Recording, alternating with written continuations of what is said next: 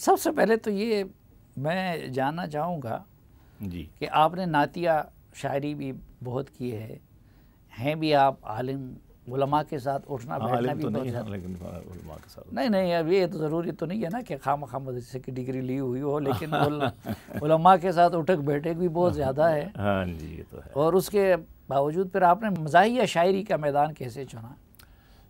سلیم صاحب، میں ظاہر ہے کہ والد صاحب میرے سید امین گیلانی ہندوستان آل انڈیا جب کمبائنڈ تھا سارا کچھ، تو اس وقت سے وہ شہرت کے بام عروج پہ تھے ماشاءاللہ، اور بڑے بڑے مشاعرے پڑھے انہوں نے، اور آل انڈیا مشاعرے بھی پڑھے، اور پھر فلموں کے کچھ گیت بھی لکھے ساحر لدھیانوی اور شکیل بدایونی وغیرہ کے ساتھ.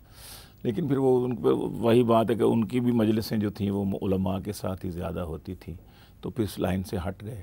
تو وہ انقلابی شاعری اور وہ مزاحمتی شاعری ساتھ ساتھ کرتے رہے، ساتھ غزل بھی کہتے رہے.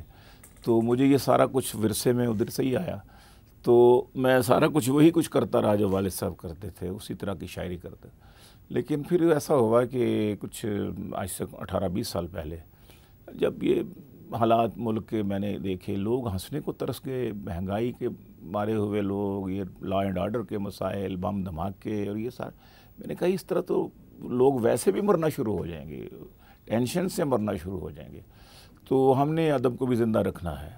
اور اس طرف تو جو سنجیدہ شاعر ہیں ہمارے، بہت اچھے شاعر ہیں، لیکن وہ لوگ آج کل کی نسل جو ہے وہ شعر و شاعری سے بھی تھوڑا سا دور ہوتی جا رہی ہے.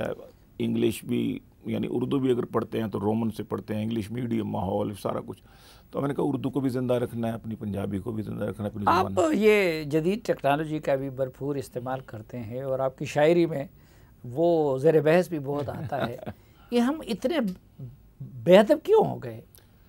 بس وہ کتاب سے دوری اور بڑوں بزرگوں کے پاس بیٹھنے سے مطلب ہے کہ ہم نے جو ہے قسم کھا لی کہ ان کے پاس بیٹھنا ہی نہیں ہے.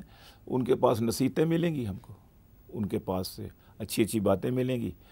تو ہم جو ہیں وہ، یہ میرے سامنے بھی 2 پڑے ہوئے ہیں اس وقت موبائل، اور ہمارے بچے پیدا ہوتے ساتھ ہم کو ان ٹیکنالوجیز کا، ان ایپس کا نہیں پتہ جو ان بچوں، ہم کبھی خرابی آتی ہے نا، کبھی کہتے ہیں یار یہ کیا ہو گیا.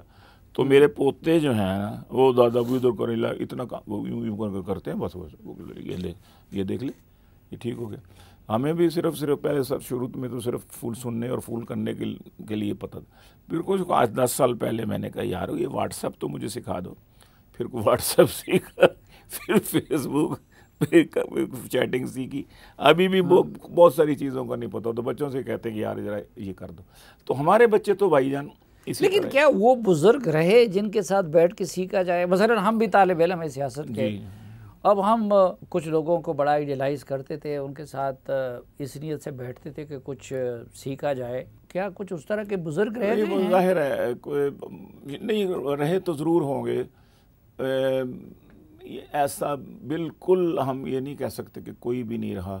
اللہ تعالیٰ نے نمونے کے لیے کچھ لوگ یقیناً رکھے ہوئے ہیں، رکھے ہوں گے. میں نے کہا کہ رکھے ہوئے ہیں، رکھے ہوں گے. اچھا، سیاستدانوں میں آپ کی سب سے زیادہ دوستی کس کے ساتھ ہے؟ میری دوستی، میری بچپن سے دوستی، لڑکپن سے دوستی مولانا فضل الرحمان صاحب سے. تو آپ تو بڑے شریف آدمی ہیں، تو ان کے ساتھ دوستی اسی لیے دوستی ہے کہ میں بڑا شریف آدمی ہوں.